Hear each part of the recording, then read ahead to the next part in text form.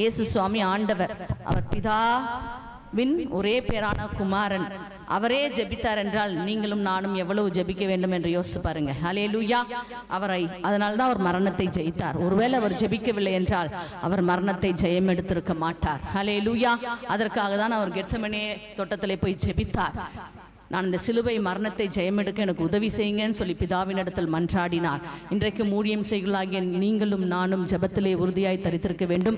அந்த ஜெபிக்க முடியாதபடி சோர்வுகளையும் பலவீனங்களையும் இன்றைக்கு ஊழியம் செய்கிற மக்களுக்கு இன்றைக்கு பலவீனத்தை கொண்டு வந்து பலவீனப்படுத்தி விடுகிறது பிசாசு. ஹல்லேலூயா. ஆகவே இப்படிப்பட்ட பலவீன கட்டுகளிலிருந்து கர்த்தர் விடுதலையாக்கும்படியாய் இன்றைக்கு ஜெபங்களை அதிகரிக்கும்படியாய் கர்த்தர் உதவி செய்து கொண்டிருக்கார். நம்ம மத்தியில் பிரிஸ்கில்லா சிஸ்டர் வந்திருக்காங்க. அவங்க கூட நல்ல ஜெபிக்கிற ஒரு சகோதரி. அவர்களை எனக்கு கலை சிஸ்டர் அவர்கள் அறிமுகப்படுத்தினார்கள். அவர்கள் பார்த்தீங்கன்னா நல்ல ஜெபத்திலே நடத்துகிறவர்கள். அவர்கள் எனக்கு தேவனுடைய வார்த்தையை நம்ம மத்தியில் பகிரும்படியாய் வந்திருக்கிறார்கள். அதற்கு முன்பாக நான் தலைமைத்துவத்தை பற்றி உங்களோடு கூட சில நிமிடங்கள் நான் பேச இருக்கின்றேன். அவர்கள் நம்மை ஜெபத்திலே நடத்த, ஊழியத்திற்கு ஜெபம் தி பேஸ்மெண்ட் ஆஃப் பிரேயர். இந்த ஊழியம் செய்வதற்கு அந்த பேஸ்மெண்ட் ஒழுங்கா இருந்தாதான் பில்டிங் ஸ்ட்ராங்கா இருக்கும். பேஸ்மெண்ட் வீக்கா இருந்தா பில்டிங் ஆடும்.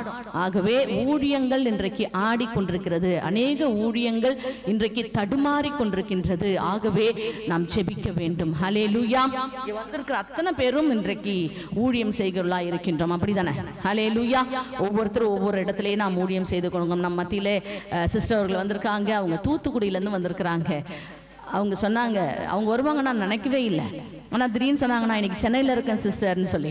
சரி வாங்க சிஸ்டர்னு கூப்பிட்டோன்னு அவங்க நம்ம மத்தியில் வந்துட்டாங்க. அவங்களும் இந்த ஊழியத்திற்காக ஜெபிக்கிற சகோதரி. அவங்கள ஒரு பெரிய போராட்டத்து நிமித்தம் சென்னைக்கு கொண்டு வந்து நம் குழுவோடு அவரை இணைத்து இன்றைக்கு அவர்கள் நம்முடைய ஊழியங்களுக்காக, இங்கே நடக்கிற ஊழியங்களுக்காக, அவங்க கணவன் தூத்துக்குடி பகுதியிலே நல்ல ஊழியத்தை செய்து கொண்டிருக்கார். அவர்கள் இருவரும் இணைந்து நம்ம ஊழியங்களுக்காக ஜெபித்து கொண்டிருக்கிறார்கள். இன்னும் இந்த ஊழியங்கள் அநேக இடங்களுக்கு பரவ வேண்டும். அதற்காக ஜெபித்துக் கொள்ளுங்கள். ஹல்லேலூயா. நான் நிறைய நேரம் எடுக்க போவதில்லை. ஒரு சில மணி நேரத்தை நான் உங்களோடு கூட செலவழிக்கும்படியாய் ஒரு தலைவனுடைய ஆரோக்கியமான தலைமைத்துவத்தை பற்றி உங்களோடு கூட ஒரு சில வார்த்தைகளை பேசும்படியாய் வந்திருக்கின்றேன். அதன் பிற்பாடு ஒரு சின்ன கேம் நடத்தி நான் முடிச்சிடுவேன். அதன் பிற்பாடு சகோதரி கிட்ட கொடுக்க போறேன். ஆராதனை நம்ம கலை சிஸ்டர் அவர்கள் எடுப்பார்கள். அதன் பிறகு தேவனுடைய வார்த்தைக்கு ஜெபத்துக்கு நேராக நம்ம கடந்து போக போகின்றோம். அந்த ஒரு சின்ன பேம்ப்ளெட் கொடுப்பாங்க, அதெல்லாம் வாங்கிக்கோங்க. நீங்கள் இன்றைக்கு நிறைய தலைமைத்துவம் இருக்குது, அப்படிதானே? தலைமைத்துவம்னா லீடர்ஸ் இல்லையா? ஒரு தலைவன், ஒரு ஆரோக்கியமான தலைவன் எவ்வாறு இருக்க வேண்டும் சொல்லுங்க பார்க்கலாம். ஒரு ஆரோக்கியமான தலைவன் எவ்வாறு இருக்க வேண்டும்? ஆரோக்கியம் என்பது மிக அவசியம். ஆரோக்கியம் இருந்தாதான் அந்த இடத்துல வந்து என்ன, பலன் இருந்தால் தான் நம்ம ஊழியமே செய்ய முடியும். ஆரோக்கியம் இல்லைன்னா ஊழியம் செய்ய முடியாது இல்ல. அப்போ எங்க ஆரோக்கியம் நமக்கு இருக்க வேண்டும்? முதலாவது ஆரோக்கியம் எங்க இருக்க வேண்டும்? மனதில் இருக்க வேண்டும். இன்றைக்கு எங்க அம்மா இங்க உட்கார்ந்து இருக்கிறாங்கன்னா will power, God's will power. Hallelujah. அவங்களுக்கு ஸ்ட்ரோக் வந்து டாக்டர் சொல்றாங்க மூளையில ரத்தம் கசியுது. அந்த அம்மா யார்கிட்டயும் பேசக்கூடாது, அந்த அம்மா டென்ஷன் ஆகக்கூடாது, அந்த அம்மா என்ன பண்ணக்கூடாது, எங்கேயும் நடக்கவும் கூடாது என்று சொல்லி. ஆனா இன்னைக்கு பாத்தீங்கன்னா எல்லா இடத்துக்கும் அவங்க டிராவல் பண்றாங்க. அதுதான் ஆரோக்கியமான தலைமைத்துவம். வேண்டாமான்னு சொன்னா கூட சண்டே சர்ச் அவங்க தான் நடத்துறாங்க, வேற யாரையும் விடுறதில்ல. என் பிள்ளைகளுக்கு நான் தான் ஆகாரம் கொடுக்க வேண்டும் என்று சொல்லுவார்கள். இப்படி அந்த தலைமைத்துவத்தை ஆண்டவர் நமக்கு கொடுக்கும் பொழுது அந்த தலைமைத்துவம் ஆரோக்கியமாக இருக்க வேண்டும். ஹல்லேலூயா, ஹல்லேலூயா. ஒரு திறமையான தலைவர் 3 சிறப்பு கூறுகளை கொண்டிருத்தல் வேண்டும். சங்கீதம் 78 70 72 யாராவது எடுத்தவர்கள் வாசிங்க. சங்கீதம் 78. தம்முடைய தாசனாகிய தாவீதை தெரிந்து கொண்டு ஆட்டு தொழுவங்கள் இருந்து அவனை எடுத்தார். கரவலாடுகளின் பின்னாக திரிந்த அவனை தம்முடைய ஜனமாகிய யாக்கோபையும் தம்முடைய சுதந்திரமாக இஸ்ரவேலையும் மேய்ப்பதற்காக அழைத்து கொண்டு வந்தார். இவன் அவர்களை தன் இருதயத்தின் உண்மையின்படியே மேய்த்து தன் கைகளின் திறமையினால் அவர்களை நடத்தினான். ஹல்லேலூயா. Thank you sister. இது வந்து ஒரு திறமையான தலைவனுக்கு 3 கூறுகளின் கலவைகள் இருக்க வேண்டும். வேண்டும். 3 காரியங்கள் ஒரு நல்ல தலைவனுக்கு இருக்க வேண்டும். முதலாவது என்னன்னா அழைப்பு, இரண்டாவது நற்பண்புகள், மூன்றாவது திறமைகள். இந்த 3 இருந்தாதான் ஒரு ஊழியத்தை செவ்வனே செய்ய முடியும். அழைப்பு என்பது என்ன? தேவனால் அழைக்கப்பட வேண்டும். அப்ப தாவீது ஆடுகளுக்கு பின்னாடி போய் கொண்டிருந்தார். அந்த ஆடுகளுக்கு பின்னாக சென்று கொண்டிருந்த அந்த தாவீதை தேவன் அழைத்து அபிஷேகம் பண்ணினார். எதனால அவனை அழைத்து அபிஷேகம் பண்ணினார் என்றால், தாவீது 78ஆம் அதிகாரம் 7ஆம் வசனத்துல பாத்தீங்கன்னா, கறவலாடுகளின் பின்னாக திரிந்த அவனை தம்முடைய ஜனமாகிய யாக்கோப்பையும் தம்முடைய சுதந்திரமாகிய இஸ்ரவேலையும் மேய்ப்பதற்காக அழைத்து கொண்டு வந்தார். அப்ப உங்களை என்னையே எதற்கு அழைத்தார்னா, இளைய மக்கள், ஈன லோகத்து மக்களுக்காக தான் இயேசு சுவாமி பிறந்தார் என்று பக்தன் பாடினார்கள். ஈன லோகத்து மக்களை அவருடைய பாதத்திற்கு அழைக்கும்படியாய், அவருடைய அன்பிற்குள்ளாய் கொண்டு வரும்படியாய் உங்களையும் என்னையும் அவர் அழைத்தார். ஊழியக்காரர்ல அழைத்தாராம். அவன் என்ன பண்ணானா, ஆடுகளை கருத்தாய் கவனித்தான்.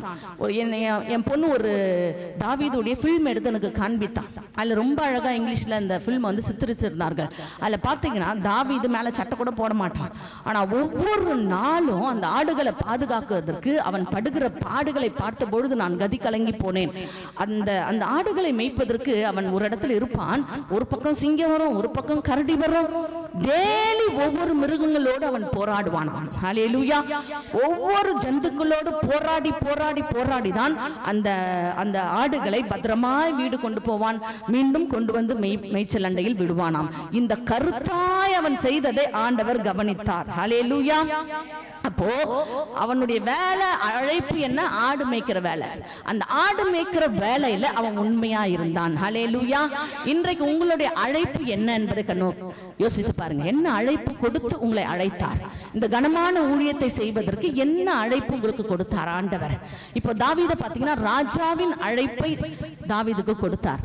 ஆனா உடனே போய் ராஜாவுடைய ஸ்தானத்துல உட்கார்ல. கடைசி வரைக்கும் போராடினான். போராட்டம் தான் அவனுடைய வாழ்க்கையா இருந்தது. ஏனென்றால் அவனுடைய சந்ததியில் ஈசா இயேசு சுவாமி பிறக்க போகின்றார். There is going to be a great transformation. ஒரு தாவீதுடைய சந்ததியிலிருந்து ஒரு மறுரூபம் உருவாக போகிறது என்று பிசாசு அறிந்து அவன் ஆடு மேய்க்க ஆரம்பித்தானே, அந்த நாளிலிருந்தே போராட்டம் அவனுக்கு துவங்கியது.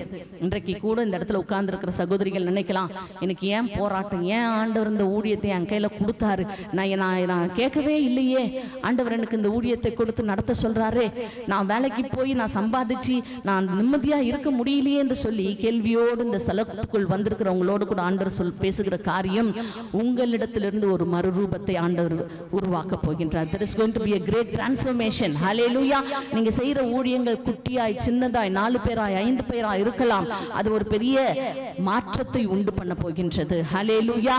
மாற்றமில்லாத ஊழியம் அது செத்த ஊழியம். அப்ப அழைப்பை பெற்றவர்கள் மாற்றத்தை கொண்டு வர வேண்டும். Hallelujah. அப்ப இவன் என்ன மாற்றத்தை கொண்டு வந்தான்? முதலாவது அவன் என்ன பண்ணானா, அவன் அழைப்பு என்னதுன்னு தெரிந்தான். இரண்டாவது நற்பண்புள்ளவனாய் இருந்தான். என்ன பண்பு? நற்பண்புனா அவனை தன் இருதயத்தின் உண்மையின்படியே மேய்த்தானாம். சும்மா மேல இல்ல, உள்ளத்தின் ஆழத்திலிருந்து அந்த ஆடுகளை அவன் நேசித்தான். இருதயத்தின் உண்மை. ஒரு ஆடை கூட நான் விட மாட்டேன். ஒரு ஆடை கூட, எந்த ஒரு இவ்வளோ ஆடுகள் இருந்திருக்கலாம். ஒருவேளை அவன் 200 ஆடுகள் வைத்திருக்கலாம், 100 ஆடுகள் இருந்திருக்கலாம். எனக்கு 100 ஆடுகள் இருக்குது என்று சொல்லி அவன் போய் மேய்ச்சலண்டில் விட்டுட்டு நல்லா எங்கேயாவது தூங்கிட்டு சாயந்தரம் வீட்டுக்கு கூட்டிட்டு போய் விட்டுட்டு இருக்கலாம். அப்ப கேட்ட, நான் என்ன பண்றது? அந்த இடத்துல எவ்வளவு மிருகம் உங்களுக்கு தெரியாதா? ஏதோ ஒண்ணு புடிச்சிட்டு போச்சு, போட்டுமே, அடுத்து குட்டி போட்டுறோம், பாஸ் சரி பண்ணிடலான்னு சொல்ல, அவன் இருதயத்தின் உண்மையோடு ஒரு ஆடை கூட நான் விட மாட்டேன், ஒண்ணு போனாலும் அதை நான் பற்றி கொண்டு திரும்ப வருவேன் என்று சொல்லி தன் இருதயத்தின் உண்மையில, உண்மை, அந்த உண்மையோட அவன் மேய்த்தானாம். அடுத்தது வாசிங்க. திறமையினால். அப்படின்னா அவன் கையில கோல் ஒண்ணு வச்சிருந்தான். அந்த திறமைனா அவன் எல்லா சைடும் பார்ப்பான். இல்ல, அவன் ஒரு சைடு பார்க்கல. எந்த சைடு வேணாலும் எதிரிகள் வரும்.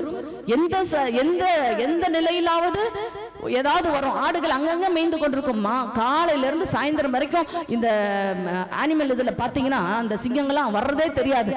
பதுங்கி பதுங்கி வரும். புலிகள் பதுங்கி பதுங்கி வரும். பிசாசு இன்றைக்கு புலிகளை போல சிங்கத்தை போல பதுங்கி பதுங்கி வந்து ஆத்மாக்களை திருடும்படியாய் காத்து கொண்டிருக்கிறான். நீங்களும் நானும் உத்தம இருதயத்தோடு ஆடுகளை பாதுகாக்க வேண்டும். ஒண்ணு போயிடுச்சா 10 தடவை போய் பேசணும். அசிங்கப்படவே கூடாது. எங்க அம்மா சொல்லுவாங்க, சூடு சொரணெல்லாம் இருந்தா ஊழியம் செய்ய வராதிங்கன்னு சொல்லுவாங்க.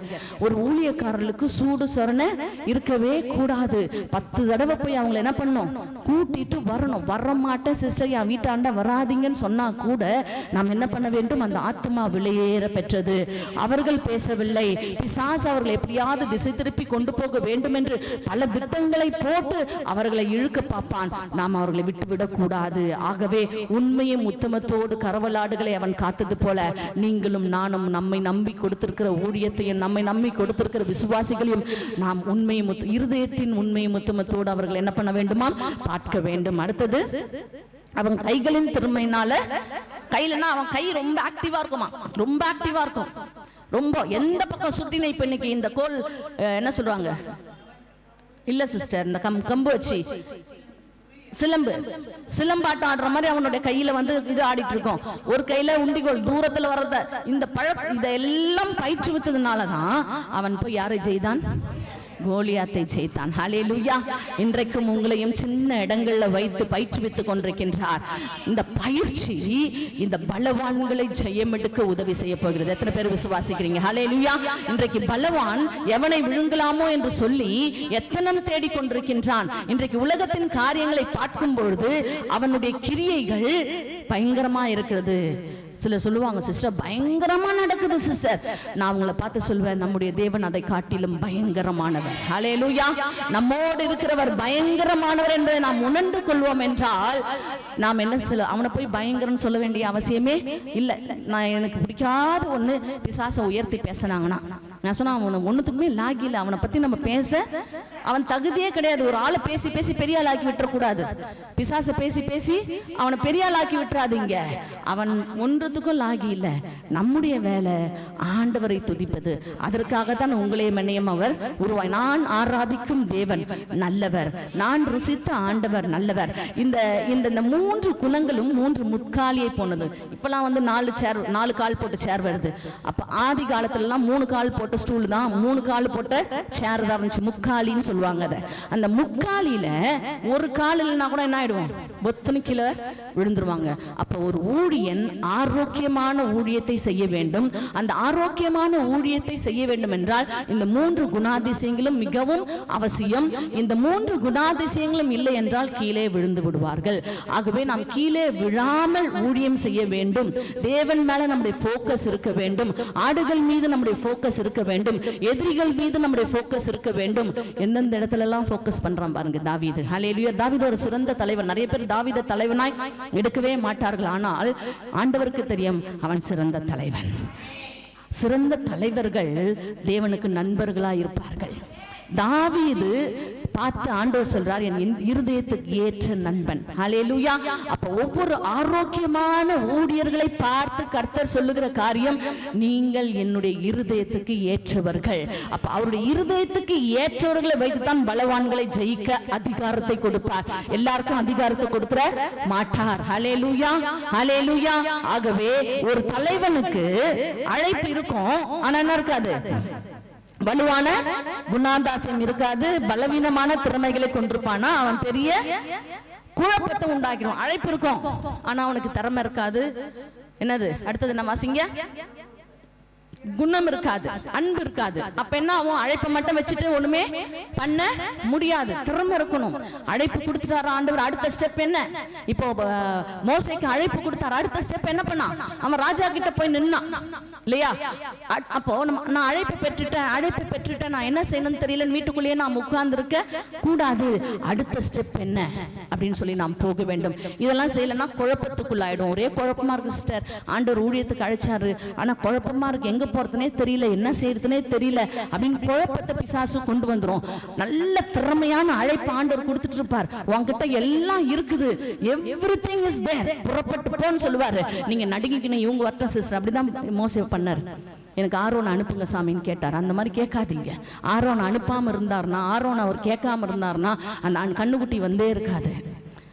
அந்த சிஸ்டர் மெசேஜ் சொன்னாங்க, அடிக்கடி எனக்கு ஃபோன் பண்ணி சொல்லுகிற காரியம், சிவமாலா நீ புறப்பட்டு போ, ஒருவனாய் அழைத்தார் ஆண்டவர். ஆபிரகாமை ஒருவனாய் அழைத்தார்.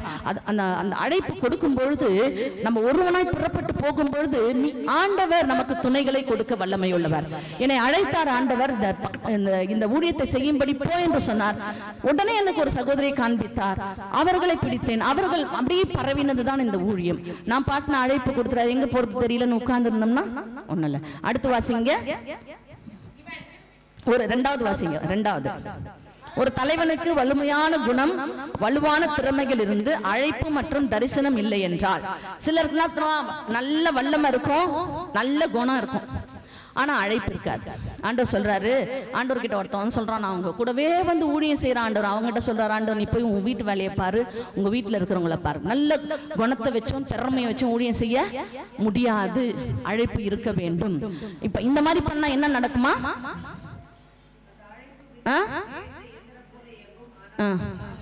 அது என்ன ஆகாது, சாதிக்க முடியாது.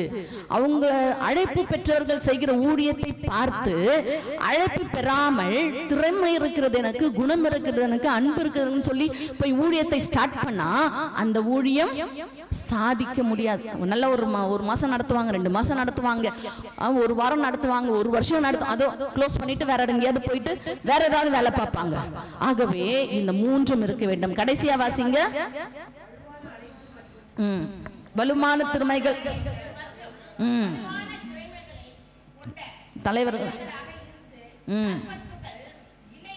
சிலருக்கு நல்ல அழைப்பு இருக்கும், நல்ல திறமை இருக்கும், ஆனா அன்பு இருக்காது. அல்லேலூயா, அன்பு இருக்காது. அன்பு இல்லைன்னா அழைப்பை வச்சு நல்ல குணங்களை வச்சு ஒண்ணுமே பண்ணவே முடியாது. நம்ம என்ன பண்ணணும், அன்பாய் நேசிக்கணும். அன்பு மிருகம் கூட பாத்தீங்களா, ஒரு பூனையை கொஞ்சினா நம்மளை சுத்தி வர ஹைனா அது பாட்டு ஓடிடும். அப்ப நமக்கு கொடுக்கப்பட்ட அந்த ஆடுகளை, நமக்கு கொடுக்கப்பட்ட பொறுப்புகளை அன்போடு நாம் செயல்படுத்த வேண்டும். அல்லேலூயா. அன்பு இல்லைன்னா ஆண்டவருடைய ஊழியமே இல்லை. இயேசு சுவாமி அன்பாக இருப்பதனால தான் நீங்களும் நானும் செய்கிற எல்லாத்தையும் பொறுத்து இந்த கனமான ஊழியத்தை நமக்கு என்ன பண்ணிட்டு இருக்காரு, கொடுத்திருக்கின்றார். நமக்கு நேரம் இல்லை, நிறைய உங்களுக்கு போதிக்கணும்னு நினைச்சேன். இப்போ அடுத்தது குழுக்கள். இந்த 3 இருந்தா ஆரோக்கியமான ஊழியர்களா இருப்பீர்கள்.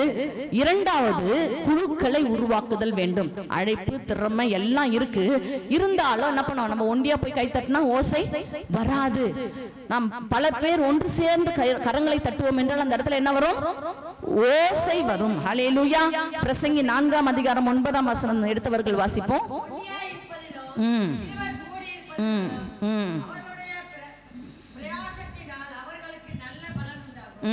ஹல்லேலூயா. அப்ப 2-3 கட்டை சேர்ந்து எரிஞ்சா என்ன பண்ணும், திக்கு திக்கு திக்கு திக்குன்னு எரியும்.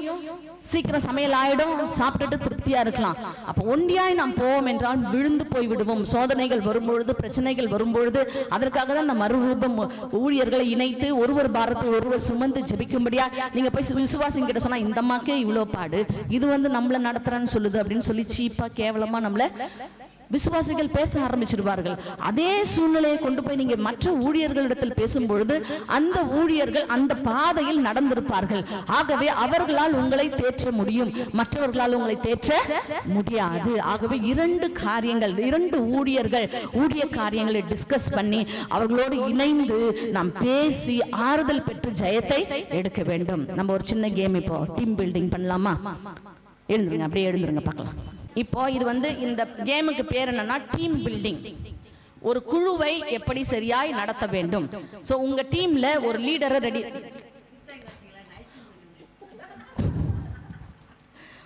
ஒரு தலைவரை தேர்ந்தெடுத்துக்காங்க. இந்த டீம்ல ஒரு தலைவரை நீங்க தேர்ந்தெடுத்துக்காங்க. இந்த சிஸ்டரா, சிஸ்டர் வாங்க வாங்க. சரியா சரியா 2. சரி, உங்க டீமுக்கு ஒரு பேர் வைங்க. ரோஜா, நீங்க மல்லி. எது வாசனைன்னு பார்த்துக்கலாம், எது சுறுசுறுப்பா இருக்கு. பின்னாடி போங்க, பின்னாடி போங்க.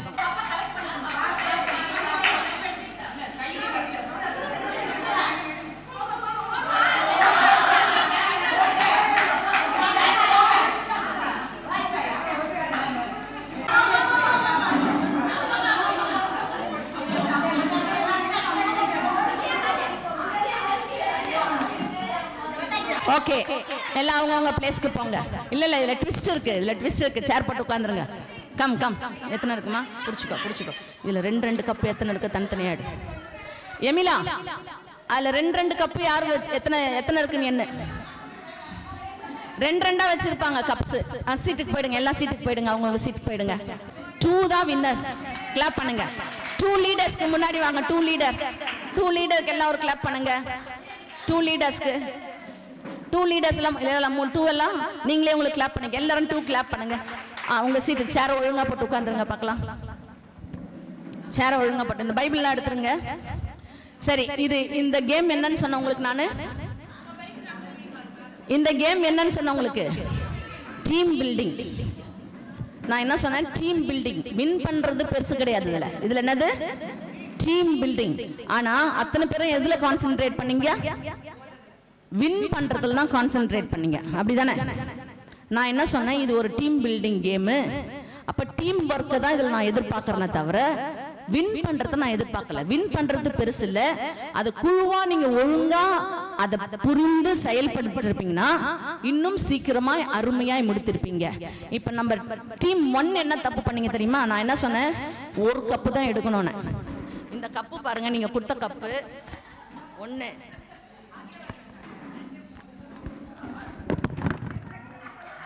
2 3 கப்பு. ஒண்ணா? அடுத்தது பாருங்க, நான் என்ன சொன்னேன்? 1 கப்பு தான் எடுக்கணும்னு சொன்னேன். இதுல எல்லாமே 3 கப்பு 4 கப்பு ஒண்ணா சேர்த்து எடுத்துட்டீங்க. அதனால டீம் ஒர்க் சரியில்லாம போயிடுச்சு. 2ல பாத்தீங்கன்னா எல்லாமே அவங்க ஒண்ணு தான் வச்சிருந்தாங்க. இல்ல சரி எல்லாம் வாங்க. சரி, ஓகே. ஏன்னா அந்த பிள்ளைய நான் நிக்க வச்சேன். எனக்கு தெரியும் இந்த மாதிரி கப்ஸ் எடுப்பீங்கன்னு. அதனால 2 இடத்துல 2 வாலண்டியர் போட்டேன். அந்த வாலண்டியர் கரெக்டா பார்த்தாங்க எத்தனை கப்புன்னு சொல்லி. இந்த வாலண்டியர் கொடுக்கும்பொழுதே அவ காமிச்சிட்டாங்க, அக்கா 2-3 எடுத்துன்னு வராங்க அப்படின்னு சொல்லி. ஹல்லேலூயா. இப்ப நான் என்ன சொல்றேன்னா, நம்ம இப்படிதான் ஊழியம் செய்யறோம். அவசரமா எதுக்காக ஊழியம் செய்யறோம், ஏன் ஊழியம் செய்யறோம்னு தெரியாமையே குடுகுடுன்னு போயிட்டு அள்ளின்னு ஓடியாந்துடுறோம், அப்படிதானே? அதை பார்த்து அவங்களுக்கு என்ன பிரச்சனை, இந்த 2-3 கப்பு நான் அது ஆளு கட்சா போதும், அவங்க பிரச்சனையில இருக்கிறாங்களோ இல்லையோ, நீ வந்துரு ஜபத்துக்குன்னு சொல்லி என்ன பண்றோம்? புடிச்சு இழுத்துன்னு வந்துடும். அவங்க பின்னாடி பேக்ரவுண்ட் அந்த அம்மா எங்க இருந்து வருதுன்னு கூட சிலருக்கு தெரியாது. அந்த அம்மா எங்க இருந்து வருதுன்னு கூட சிலருக்கு தெரியாது. எப்படி வருதுன்னு கூட கவனிக்க மாட்டான். ஆனா நீ வந்துரு, வாரம் வந்துருங்க சிஸ்டர், கர்த்தர் உங்களை ஆசீர்வதிப்பார். ஆனா அவங்களுடைய பின்னாடி அவங்க அம்மா அந்த வேதனையோடு வருவார்கள், பிரச்சனையோடு வருவார்கள். அந்த அம்மாக்கு காசு இல்லாம மற்றவங்க கிட்ட கடன் வாங்கி வந்திருக்கும், போறது கூட காசு இல்லாம நின்றுட்டு இருக்கோம். ஆனா ஊழியர்களாகிய நீங்கள் அவர்களுடைய ஆவிகளை பகுத்தறிந்து அவங்க எந்த நிலையிலிருந்து வருகிறார்கள், எந்த சூழ்நிலையிலிருந்து வருகிறார்கள் என்பதை உணர்ந்து நீங்க அவங்களை கரவலாடுகளை நடத்துவது போல நடத்த வேண்டும். ஹல்லேலூயா. அப்போ ஊழியர்கள் தெளிவா இருக்க வேண்டும். தேவனுடைய ஊழியத்தை செய்கிறவர்கள் எப்படி இருக்க வேண்டும்? தெளிவாய் இருக்க வேண்டும். ஹல்லேலூயா. நான் ஒரு ஸ்கூல்ல ஒர்க் பண்ணிட்டு இருந்தேன். அப்படி ஒரு பாரம் எனக்கு, என் பிரச்சனை யார்கிட்டயாவது ஷேர் பண்ணணும்னு சொல்லிட்டு எங்க ஸ்கூல்ல நான் வேலை பண்ண அதே ஸ்கூல்ல இன்னொரு டீச்சர் ஒர்க் பண்ணியிருந்தா, அவங்க சிபிஎம் டீச்சர். நான் அவங்க நல்லா ஜெபிக்கிற ஆளுங்க, சிபிஎம்ஸ்லாம் நல்லா ஜெபிக்கிற ஆளுங்க அப்படின்னு சொல்லிட்டு அன்னைக்கு நான் கருப்பு கலர் சுடிதார் போட்டு போயிருந்தேன். நான் முஸ்லீம் ஸ்கூல்ல வேலை செய்யறதுனால நல்லா ட்ரெஸ் பண்ணிட்டு போவோம். அன்னைக்கு நான் நல்ல ஒரு பிளாக் கலர் சுடிதார், நெட்டட்ல பிளாக் கலர் சுடிதார் போட்டு கோல்டன் கலர் இங்கெல்லாம் போட்டு அந்த ஸ்கூலுக்கு நான் போயிட்டு இருந்தேன். அப்பா அவ சொன்னா, எங்க பாஸ்டர் ரொம்ப அருமையா ஜெபிப்பாரு சிஸ்டர், நீங்க என்ன பண்ணுங்க என் கூட இன்னைக்கு சாயந்தரம் வாங்க அப்படின்னு. நான் அவ்வளோ பாரம் சரின்னு சொல்லிட்டு அந்த அம்மா கூப்பிட்டாங்களே, நான் அவங்களோட கூட நான் போயிட்டு உட்கார்ந்துட்டு இருக்கேன் சார். 5 மணிக்கு போய் உட்கார்ந்தேன், 8 மணி வரைக்கும் யாருமே பார்க்கல, அப்படியே உட்கார்ந்துட்டு இருக்கிறேன். வராங்க, இப்படி பாக்குறாங்க, போறாங்க, வராங்க, பாக்குறாங்க. யாரு? கருப்பு ட்ரெஸ்ல உட்கார்ந்துட்டு இருக்கேன். நான் என்ன ட்ரெஸ்ல உட்காந்துருக்கேன்? ஒரு கடைசியில் பெரிய பாஸ்டர் வந்தார். அந்த பொண்ணு சொல்லிச்சு, எங்க பாஸ்டர் வந்துட்டார். நான் ஏஞ்சி தோத்தணும். இது எங்கேருந்து புட்ச? அந்த அம்மா கிட்ட, இது எங்கேருந்து புட்ச? எனக்கு அப்படியே மனசு உடஞ்சி போச்சு. எவ்வளோ பாரத்தில் வந்திருக்கிறோம், இவங்க நமக்கு ஜெபிச்சு நமக்கு விடுதலை கொடுப்பாங்கன்னு பார்த்தா நம்மளை இப்படி கேவலமாக பார்த்துறாங்கன்னு சொன்ன நான் சிஸ்டருக்கு சொன்னேன், சிஸ்டர் நான் இன்னொரு நாளைக்கு வந்து ஜோம் பண்ணிக்கிறேன்ட்டு கிளம்பி போயிட்டேன். ஹல்லேலூயா. அப்போ மனிதனுடைய உடைகளை வைத்து இப்போ சில ஆட்கள் பார்த்தாங்கன்னா என்ன பார்த்தாங்கன்னா என்கிட்ட நிறைய பணம் இருக்குதுன்னு நினைப்பாங்க. இந்த வே ஐ ட்ரெஸ், நம்ம ட்ரெஸ் பண்ற விதத்தை வைத்து நாம் ஜனங்களை எடை போட கூடாது. அது அவங்களுடைய நேச்சர்.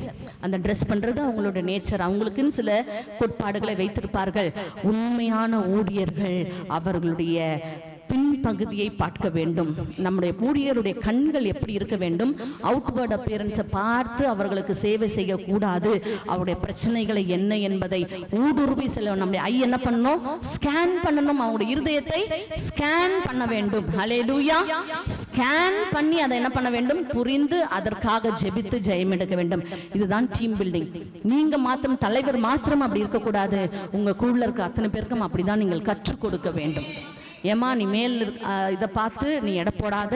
அவனுடைய உள்ளான தன்மைகள் என்ன, அவனோட பிரச்சனைகள் என்ன என்பதை தெளிவாய் ஆராய்ந்து செயல்பட வேண்டும். ஹல்லேலூயா.